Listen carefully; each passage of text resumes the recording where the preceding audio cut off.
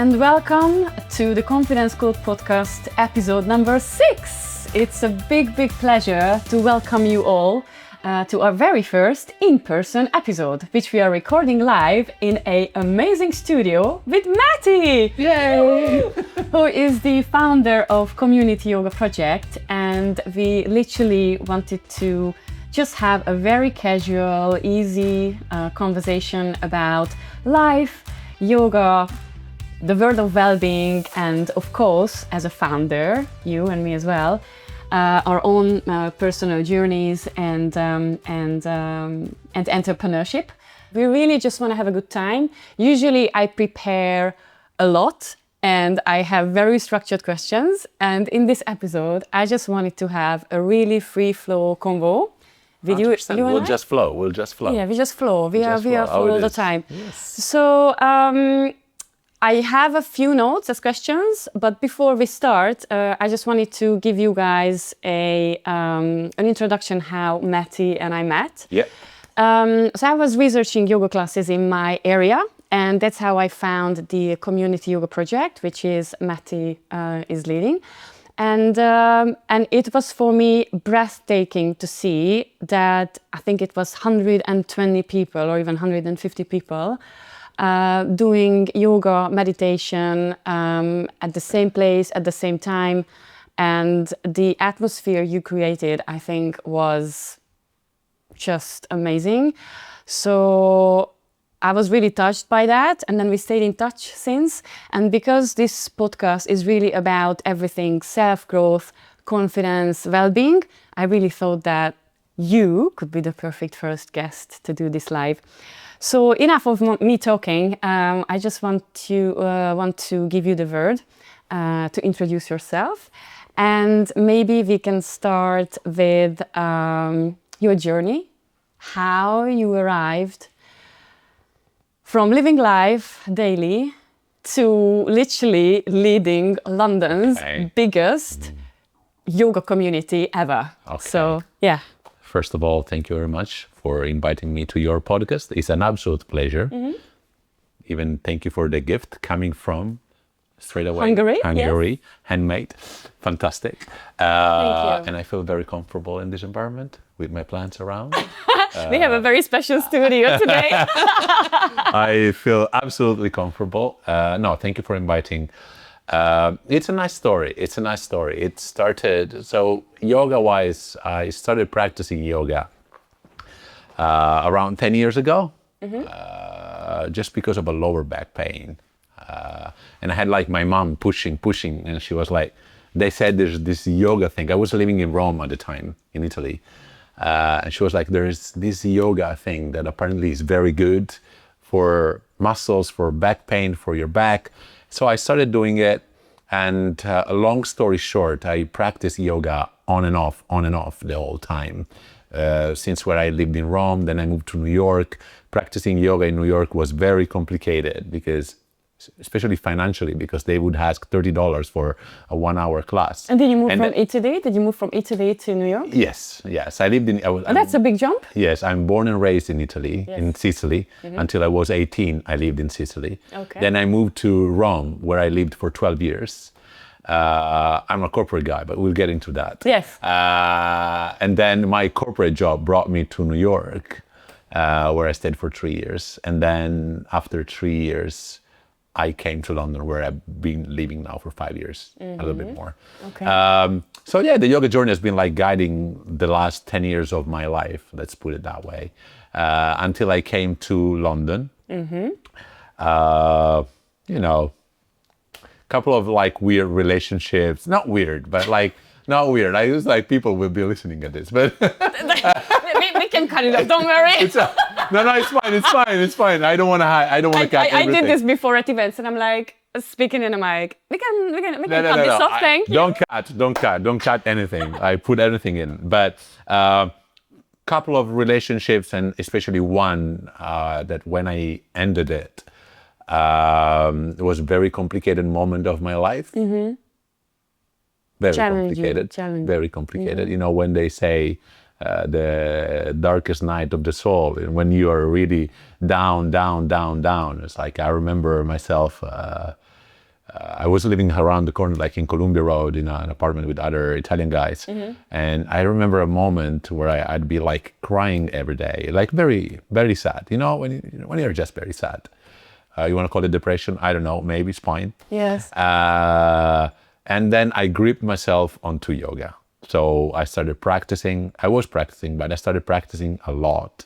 Every day, sometimes twice a day. So it was like a good, let's say, safe spot for me to hang on and grip myself onto something and feel safe. So when I was on the yoga mat, I felt it was a safe island. Nothing could happen there that I didn't want to happen. It was really cool. And then I was like, okay, I'm practicing this much. Like slowly I started getting out of this like dark moment. And I was like, maybe I'll do a teacher training because I was practicing. Well done. That's like you help yourself. Yeah. To come out of the. Yeah. Just like came out, like not just myself, but you know, like I was doing therapy and friends who were with me. Yeah, sure. I was escaping London a lot because I was traveling a lot. I was going to New York to my best friends, living there for a month. I was literally escaping London and all these feelings. And I was like, why don't I do a teacher training? Just to get more into understanding yoga. I was good at the time when I decided to do a teacher training. But at the beginning, I thought I couldn't do it because I couldn't do handstand. You know handstand? When you go like this? No, sorry, headstand. Yes. It's called Shishasana. When you go like this and you're vertical, upside down. I couldn't do that pose at all. I didn't know where to start, so I thought I cannot do that, so I cannot do a teacher training. I cannot be a yoga teacher. Okay. And then I was in a coffee shop here in Hackney. I told this to a girl that I met, a yoga teacher I met in a cafe, and she was like, this is bullshit, basically. It's like, you teach whatever you can teach. Not everyone can do any yoga poses, every yoga poses. So just, you do whatever you want. So I applied, did the teacher training. I became a yoga teacher. What is that now? Like 3 years ago, something like 3 years ago. Yeah. And, but again, I didn't teach with the goal, I didn't do the teacher training with the goal, having the goal to teach yoga. I was like, I want to do the teacher training to understand yoga more because yoga is more than what we think yoga is. Yes. Because when you think about yoga, you think about the asanas, it's the physical practice, it's the poses, it's what we do on a Saturday morning when we meet. Yes. But that's one of the 8 pillars of yoga. There's 7 more. So I wanted to understand more the practice, became a yoga teacher, and I was like, okay, what do I do now? I had this certificate on my hands. Yes. What do I do now? In the middle of London, in a corporate role. Right, exactly, because I'm a lawyer, that's a background. I am a lawyer. Who would have thought, ladies and gentlemen? Exactly, I am a lawyer in the corporate world since more than 15 years. So I have a corporate job. I have my 9-to-5 job. I travel a lot for my corporate job. I go to the United States for that. I was a corporate guy in London with a yoga teacher training on my shoulders. I was like, okay, what do I do now? Should I try to teach? And I remember at the time, it was Christmas time. I went back to Sicily. And in Sicily, believe it or not, where I live, yoga doesn't exist. But your mom knew it? My mom did it with me. No, she knew, but that didn't exist in Sicily. I see, okay. Right? So she might have heard somewhere. Yes. Right? Or read somewhere. So while I was in Sicily, I was like, maybe I'll organize a yoga class or event or something. I organized 2 of them. And around 60 people came. I was like, what the fuck? I was like, I'm not even, I just graduated. How is that possible? So I tried. It went well. We did it. Beautiful location in Sicily. People were like amazed. And then I came back to London. And I was like, okay, maybe I'll try teaching London just for fun. Honestly, not for the money. Because again, I have my job for that. Yes. So I felt safe on that side. So I want to just experience that. So I started going to yoga studios asking if I could teach. And they were like, no, because You're too young as a yoga teacher. Was a massive rejection for me, and I hate the rejection. Not enough, like as you said, like not enough teaching hours. Or Yeah. hours. Basically, the reason why they were rejecting me was because I was just a new yoga teacher. Yes. They didn't say I wasn't good. They were asking for 2-3 years experience. And in this area in London, we are in Hackney. Like there's more yoga studios in Hackney than anywhere else in the world. There's more yoga studios than pizza place. That wouldn't happen in Or Italy. coffee shop. Or coffee shop. Yeah, maybe. I don't know. But in Italy, that wouldn't happen. You would have more pizza places than yoga studios. But here, there's more yoga studios than anything else. So I understood. But I was like, okay, but how can I get the experience to teach? And I started proposing myself, okay, I'll teach for free. You give people yoga classes for free. No, it didn't work. So I was like, this is bullshit. This can't work this way. There has to be a way. Yes. So it was a Friday, I remember. I was using an app for meetup event. Yes. You know?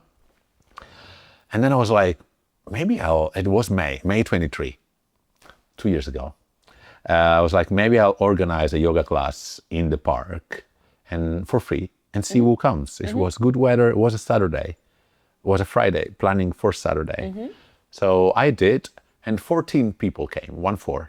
I was like, that's amazing. That's really a great, cool. Yeah. that's a great number for a yoga class, average yoga class. Exactly. Not average, for a normal yoga class, 14 is. And for a first one. And for a first one, exactly. So, and then a little bit of a background, something that I didn't understand and I still don't understand, and that's one of the bases. There's two massive pillars on which Community Yoga Project stands, which is community and affordability. So the first thing was I couldn't understand how I had been practicing for 3 years yoga in London, and I had made almost zero friend, just one maybe that I remember, Elena. But apart from that, I would go to yoga studios all the time. And by the time I'd go and get my t-shirt changed, because I sweat a lot during the yoga class, everyone would be gone. I was like, this is not acceptable. How is that possible that people don't talk? So during that Saturday event, I combined the two things, but just randomly, yoga for free. And then I said, after yoga, if you guys want to, and then after the class, people were super happy. And I was like, should we get a coffee? Should we talk? And not everyone, but I remember 7-8 people stayed. Yes. And it was a beautiful day. We spent like 3 hours together. And people were like, are you doing again next Saturday? And I said, yes. It was like, exactly, that's what, but it wasn't planned at all. It wasn't planned at all. You just tried, that's why. I tried. Yeah. So again, long story short, I was like, maybe I'll try this formula. Again, same platform. I plan another yoga class and coffee. I called it yoga and coffee in the park. Perfect. 14 people became 30 people the next Saturday, literally like that. Wow. I remember one of my best friends, like Lorenzo, he came like after the third time, and there were like 60 people. And it was like, what's going on? I was like, I don't know. I don't know. And then we kept going. And then I remember by August that year, there were 100 people in the park. 100. I can guarantee if you go anywhere in the UK it's really hard to find a class with 100 people. Now we do it under I think 70. that's just in the UK, by the way. It's like generally anywhere. It's it's a massive thing. Unless you have like these massive events, like with massive sponsors, but one-off stuff. But every Saturday, because then I remember I went to Bali on vacation for 3 weeks, and while I was in Bali, I kept managing this from abroad. Just asking friends or someone who would teach yoga if they could go and cover. When you were off. When I was off. Yes. And people were like, wait, but how many people are going to be there? It's like, it's 100. it's fine. Don't worry, just go have fun. And I remember Elena going there, and she had done a teacher training a few years before, but then she hadn't taught any class. And I was like, just go have fun. And 75 people were in the class. And she was like, that was unbelievable. And that experience, so even offering that experience to yoga teachers was amazing. So it all worked well. Yoga for free, in nature, people enjoying, me enjoying, teachers enjoying. The environment was fantastic. Going for a coffee after and actually socializing, getting to know each other and asking people, how are you, who are you, where you come from, actually getting to know each other. That was combining two things that I think the yoga world is literally missing, even now, even today. I'm really happy that like Community Yoga Project has somehow inspired, because now it's massive. Now we're talking about like 20,000 members. Well, not I call them members, but people that on and off come. Community, right? Our 20,000 people community that has inspired other little communities that are coming up and people having the same ideas, and I love it. But still, I think there is a massive issue in the yoga world, especially in London, but everywhere. If we think about London, New York, expensive places to live in, there's two massive issues. One is affordability. We're talking about a place where an average yoga class price is 20 pounds, 18 pounds. It's a lot. It's like not everyone can afford that. Even every week, maybe. Every week, it's really hard. So that was the first issue that I wanted to address by giving yoga for free. And the second one was socializing. We need to socialize. We need to hug. We need to touch. Then I'm Italian. I'm Sicilian. I touch a lot. In a good way, in a good way, in a good way. I'm gonna have this one of the shorts. I touch. I touch. Just also say that it's in a good way, because otherwise... I can tell the members like a good Matti hug. Upon arrival. No, but that's honestly... part of the thing. No, but honestly, we live in a country where people don't hug here. So I also wanted to implement hugging for real, like hugging. So with one thing, I was combining these two needs, and it was working perfectly. Then, of course, you need to put the energy. Maybe people enjoyed also me being such an extrovert, because my yoga classes, maybe we'll get into that. I don't know your questions, but yoga classes you've tried is not that I do are not usual yoga classes with a lot of fun. I say a lot of bullshit. I want people to have fun, to laugh during the class. A lot of jokes. So it was all working well until winter came, and people were like, great, where do we do this in winter? I was like, I have no idea. I don't know.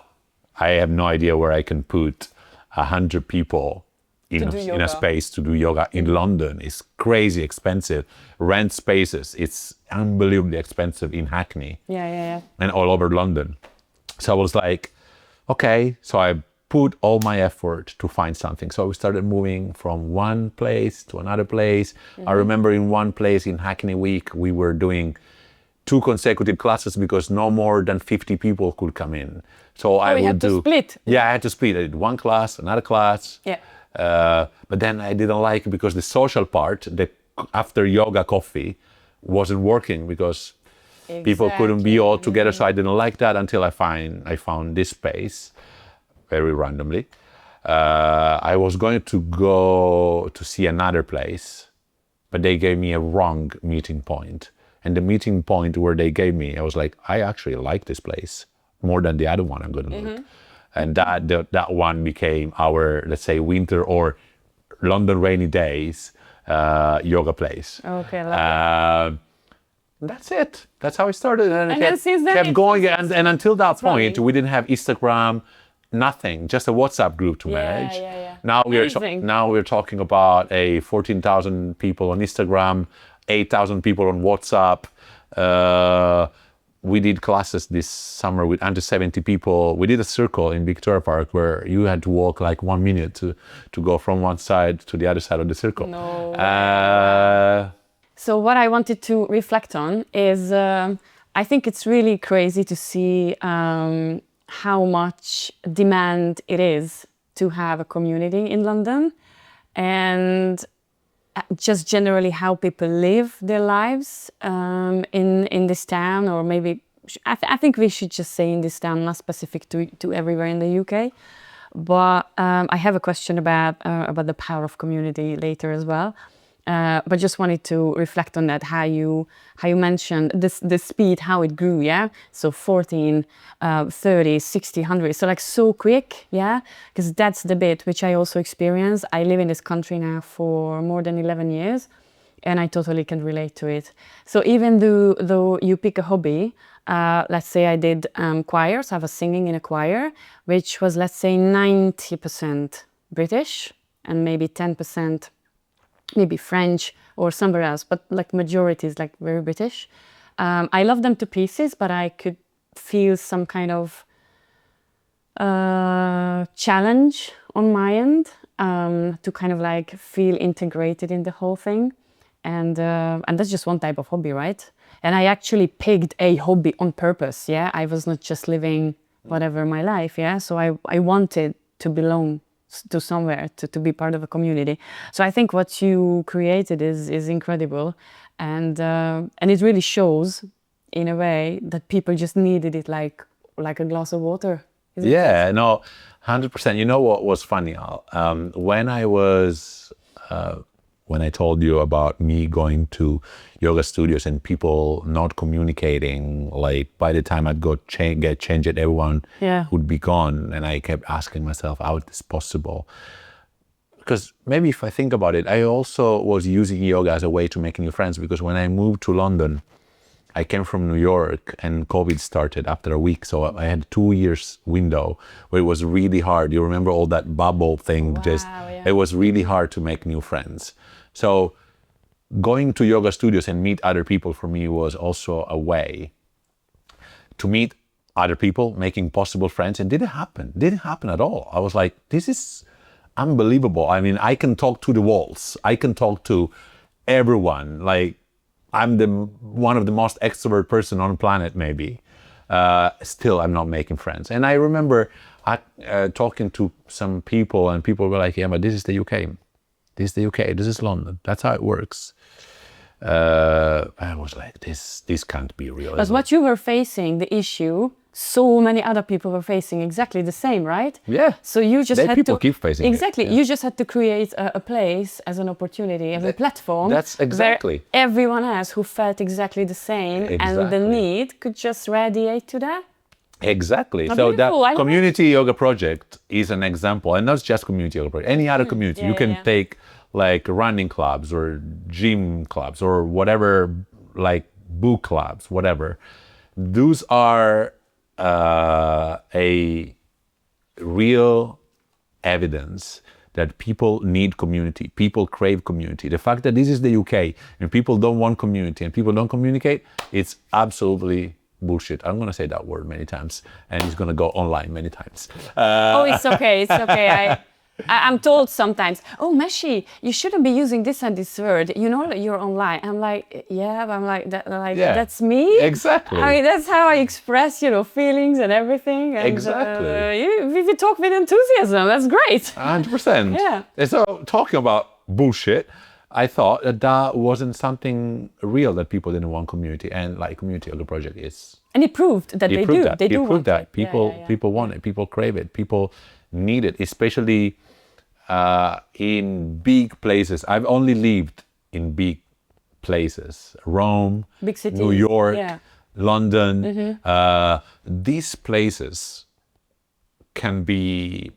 I always describe places like London and New York like massive amplifiers. So any feelings you have, it can be incredibly amplified. So if you are incredibly happy because you have an unbelievable community and so many friends and you do so many great things in London, you feel like, oh my God, I feel like a God. I'm doing this in London, 11 million people, one of the biggest cities in the world, one of the most important cities in the world.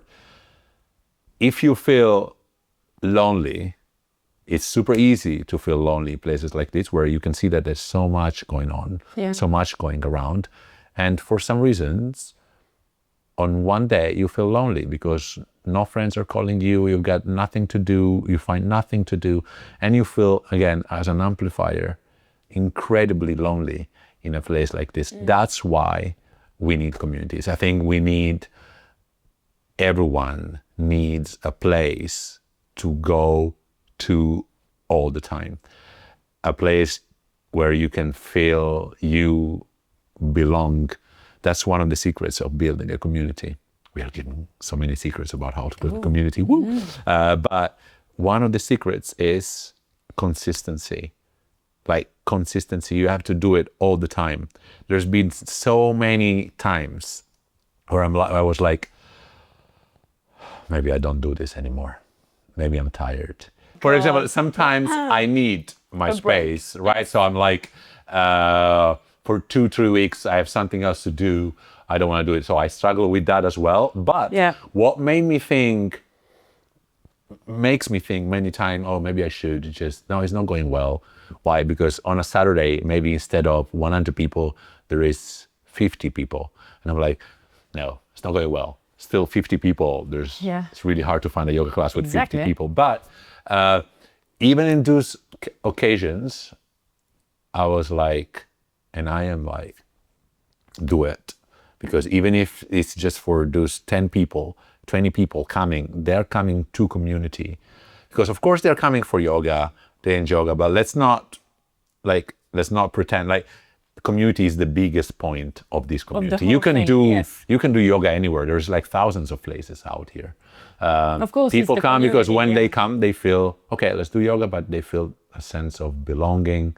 They feel welcomed, hugged, in a safe space, loved. So yeah, long story short, we need communities. And if you think about community, just any place you go with your friends or like, I don't know, during school times or when you are older, whatever, the first question is always, okay, who else is coming? Isn't it? Yeah? You go somewhere like, who else? Like, who else? Yeah. Like, is there someone I know? Like, can I feel safe? Like, do I belong? So yeah, brilliant. Well, thank you so much for giving the background on the power of community. So now that you are so deep in your own journey with yoga and leading the community yoga project, and it's really like became like I guess your baby, like your heart project. How do you feel about how did this whole thing affect you on a personal level? Like, you know, that you're dealing with it like every day, like you posting, you bring together the community. I know like the community has a very strong side, obviously, like with friends and stuff, but you're gonna go into this. But the other side, I guess, it brings you know so much more about your own like personal development and self-growth and things you learn about yourself and how you develop.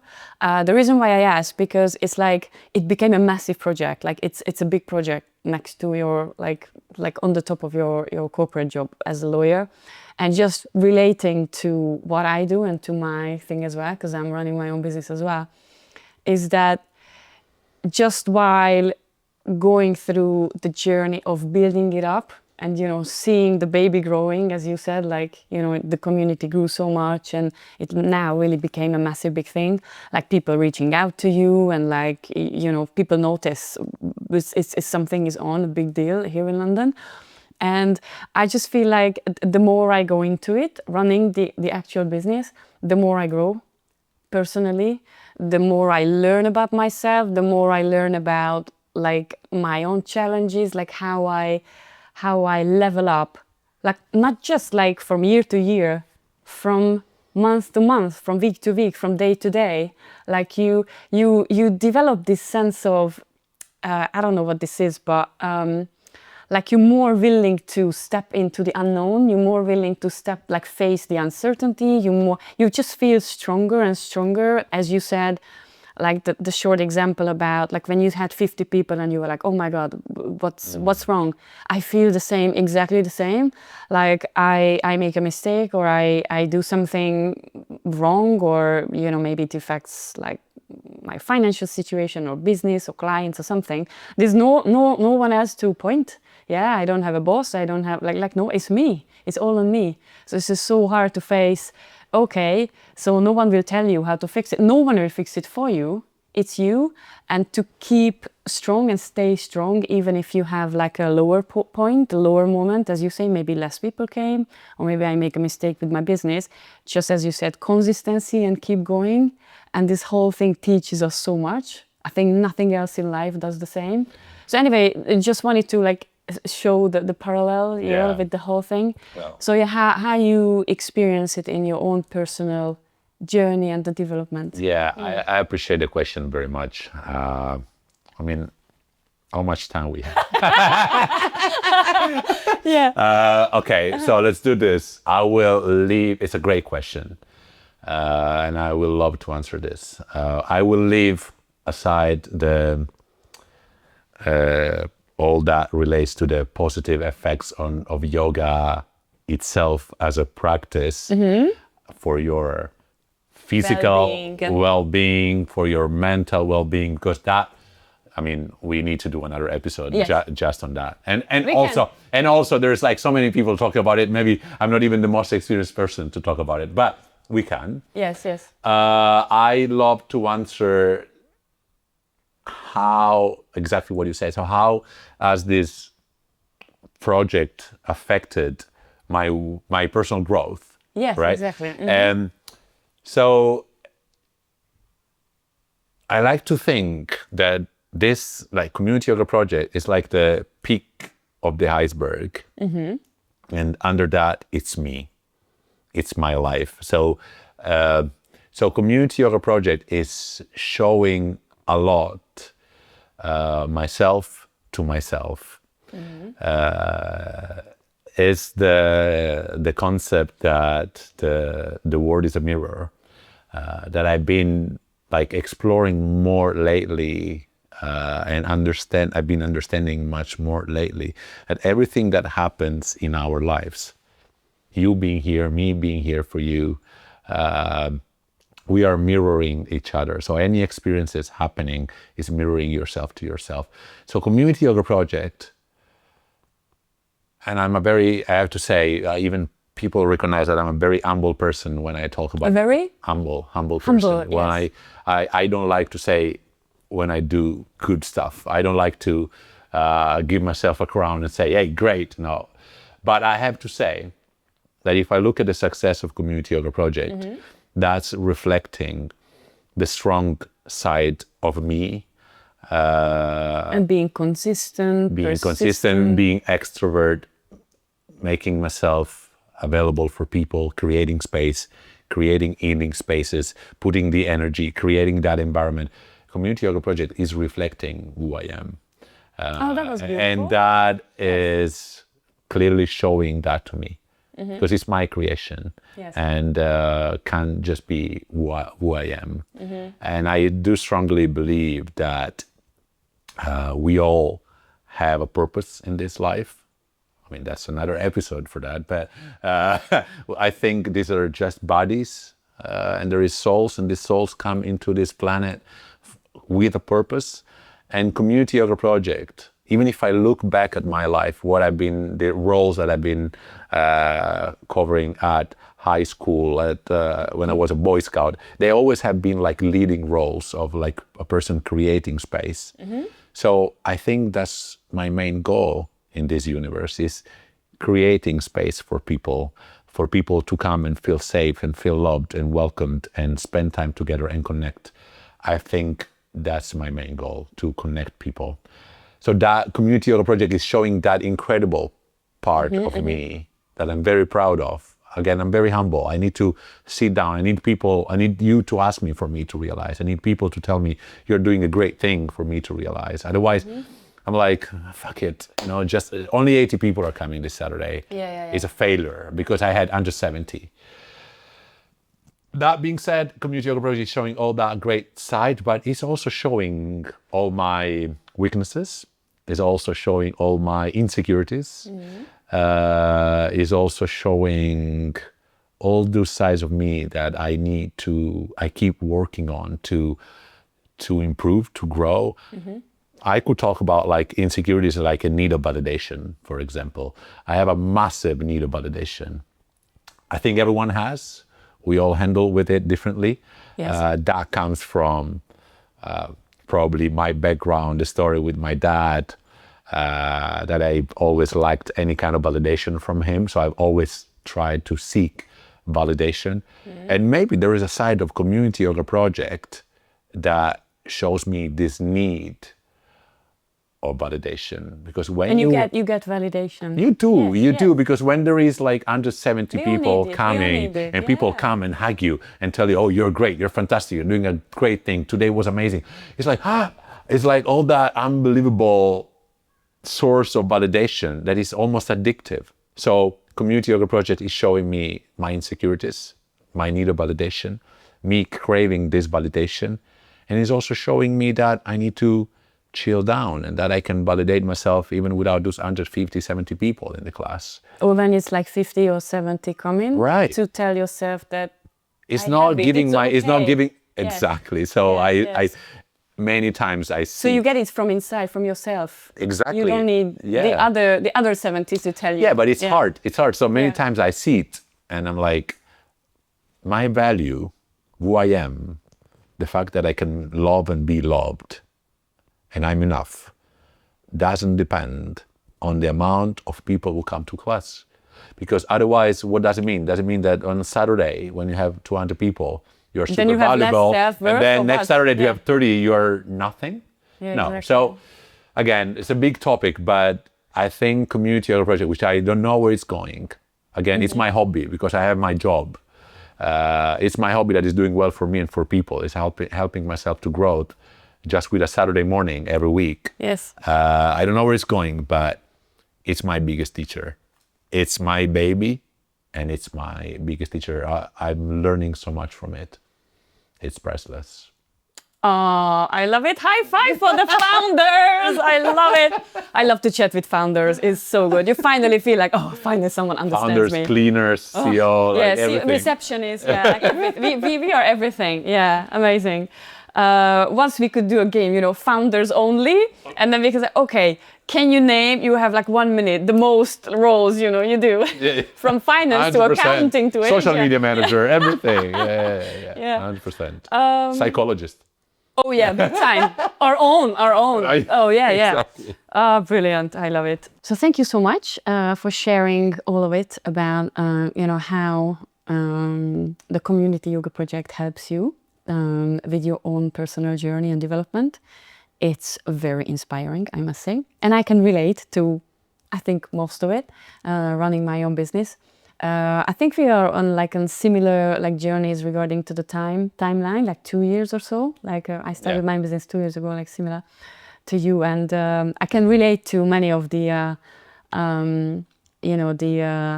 the things you mentioned about the speed. I felt similar. I grew really quickly because I think when you're really on it, as you said, the universe somehow reflects the passion, the effort, and everything, and it just things fall into place, and it's just happening as magic. So I run my own business as well, and that's well-being at the workplace. So I wanted to ask you about this topic because you have a nice kind of angle in both sides, right? So you run the Community Yoga Project as well as you work in a corporate environment. So I think it's nicely showing how these two things can blend or maybe stay separate. You tell me your thoughts. What I can mention regarding to this is the more I am on this journey with my own business, the more diverse I think about it. So there is still a disconnect between the benefits of well-being and employee well-being, as well as how companies and businesses invest in well-being, right? So it's this generic opinion about, how important it is to be well and feel well mentally, physically. Yeah, you would have a conversation at any point in a pub, at work, in the coffee shop, in the kitchen, in the office, wherever. People absolutely agree and everyone acknowledges how important it is. But what I experience when I actually, get my sales hat on and I go to businesses and I say, okay, great. So these are the things we can do to boost performance, to help your employees to feel better, to be more productive. Then sometimes those pockets are still a bit more closed, right? So the willingness to actually invest, and when it comes to budget, companies are still a bit hesitant, I think. So it's still a convincing game when it comes to, all right, let's invest, you know, and this tricky fine line between, we all know that is good, but actually to really have a bigger impact and like a positive impact, you know, what we can measure, like we would need to invest and do a bit more than a yoga class once a year. Yeah, like, and I'm talking now office environment. So that's how I see it, and that's my kind of like experience. But I'm only doing it for like 2 years. Sorry, limiting belief. I'm already doing it for 2 years. And yeah, I just wanted to get your views because you have like both sides, and I know that what you do is not exactly like bringing it all to the corporate environment, but still like just generally what you think. Yeah, I'll give you my view based on my experience. Yes. The end line is that lately I'm doing wellness and yoga classes and meditation online for my corporation. So that's the end line. Perfect. Okay. But I want to start from the fact that I've always been working for massive corporations, Yeah. big corporations. So when we talk about corporate world, it depends. Are we going to the small Hackney company producing Italian gelato for Hackney, or are we talking about massive telecommunication worldwide company, right? Yeah. I'll talk about a massive communication worldwide company, which is not my company, but in general, like big corporation. A bigger corporation. I think there is two main issues. So it goes without saying that wellness is wellness. The word says it. It's wellness. Nothing can go wrong with wellness. It's like something, worst case doesn't work, right? But it's not. But everybody needs it. Yeah, right? However, I think there's two main issues in the big corporations. That many corporations just do it for the sake of saying company A, let's say tick in the box. Yes. Yeah. Right? It's like massive delivery company is giving people or whatever other food company is giving employees one yoga class a month. Or then there is the wellness week. The wellness week. Once a year. Whatever it is, right? So it's ticking the box. It's saying this company has to do wellness for their employee because people know how much people work at their company. So people also need to know that company is treating them well by giving wellness opportunities. And that, I think, doesn't work. So I think has to be done in a way that is genuine, it's non-corporate. It's like, I think the problem of wellness is in corporate is that it's made too much corporate because wellness can't be PowerPoint presentation. I cannot receive a PowerPoint presentation for the wellness week and I have to read another PowerPoint presentation that I work on every day with PowerPoint for other reasons, and another PowerPoint presentation explaining to me how important it is to meditate, how important it is to, don't get me wrong, it's fine. It's better than none, right? It's better than not. But I think corporate should do more to create actual atmosphere for that to be a wellness environment. And that has to be done locally, not centrally. You cannot have a company with a headquarter in LA guiding wellness event for employees in Sydney. No, you need to have a small team in your Sydney office, somehow maybe a yoga teacher there or a breathwork teacher, whatever it is, saying, you know what, every week we do this, but it has to be in touch with people. So that I think is there is a massive lack of connection between the intention of the corporate world giving wellness to people and what is actually giving to people. The other problem is... I like how you phrased it, The other problem, I think, is when you want to go to you came to Community Yoga Project because you decided to come. You decided to come and you liked the people and you decided to come again, right? That you don't have in a corporate world. Imagine you work in an office space with 50 people, and once a week you have to do yoga and breath work with these people you maybe don't like, right? You may maybe hashtag the power of community. It's like great, guys. Let's do this again. It's like the corporate Friday afternoon drink, right? It's Friday afternoon. Let's go for a drink, and people are like, yeah, but my boss is coming. Ooh, I don't know, or whatever. Like I don't. So That's I get it, a yeah. that's a structural. It's forced. They feel like it's forced on them. Right. Just another thing. That's a structured limitation. Yeah, I get it. Yeah, it's yeah. like, okay, I need to do it because, well, maybe my boss is doing it, so I need to So be I have here. to do it, Or he's yeah. paid for it, so I need to do it because if I don't do, so it's really hard to say. It's really hard to say, but I do believe that it's very good to do. For example, I'm doing it for I kept telling my boss, Amazing. Really cool. listen, I teach yoga. I'm good at it. Let me do it. Perfect. I kept telling him for a couple of years, until it was like, yeah, maybe we should do this. I presented the project, and now I'm doing 6 sessions once a month. Perfect. Online guided meditation or online yoga. Is for a team of 200 people. Maybe 20 people show up. But if those 20 people show up, it's because those people are deciding to show up. So they're not forced. And it's good for them. So long story short, it's a good thing. But I do see many struggles and like a lot of work that has to be done. Yeah. I don't do any corporate apart from this. So Yeah, I gotcha. Okay. Yes, so closing note to well-being in the corporate world. I agree. It's probably a long road, and it's a positive change. So I think change started, and I think that's positive. What I face on the ground, like on a daily basis, is still challenge. Like it's a challenging thing to, what's the right word? Materialize, yeah. To get investment from the businesses, especially as you said, to make it like be consistent with it, not just tick the box once a year, once a week.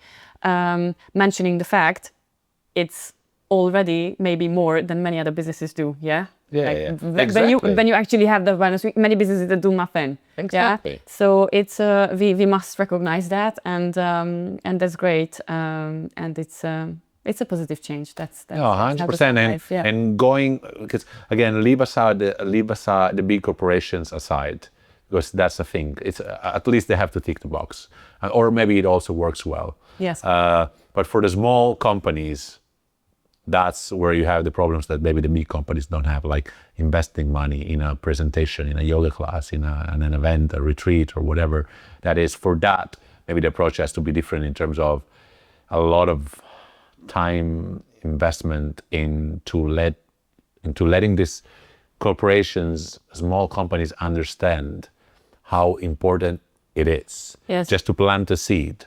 And that's what you do. To make them see, right, make them understand how important it is. And then maybe decide, maybe you try 10 times, maybe one company says yes, you try 20 times, 2 companies say yes. Yeah, exactly. Right, it's and like, you know what, it's a number game. Exactly. You know what's interesting? That the bigger the corporation is, that's my experience. Let's say there's a yoga class broadcasted to, I don't know, 10,000 people online. Then that's my experience, then less people join that class comparing to you go to a middle size 100%. company. Of course. And then it's smaller crowd, but like everyone joins. Yeah. So, but the end result is actually more people did that comparing to the other one. It's so interesting, no? 100%. That it's, totally. you will think, oh my God, it's like such a big business, and you have to do this and that. And then, not all the time, but it varies, yeah. So thank you so much for this. And this brings me to my last question, which now became a tradition that I ask from the guests, and that is your favorite quote. And please also share how you relate to the quote, or what the actual quote means to you. Okay. I'm not going to mention any famous person like Gandhi or Osho or stuff like that. But that's very interesting, because a few days ago I was talking to a very dear person about this thing that I'm going to tell you. And it's a dear friend, much older than me, in the 70s maybe. Okay. And he told me, listen, I was spending some time with him, very wealthy guy, very generous guy.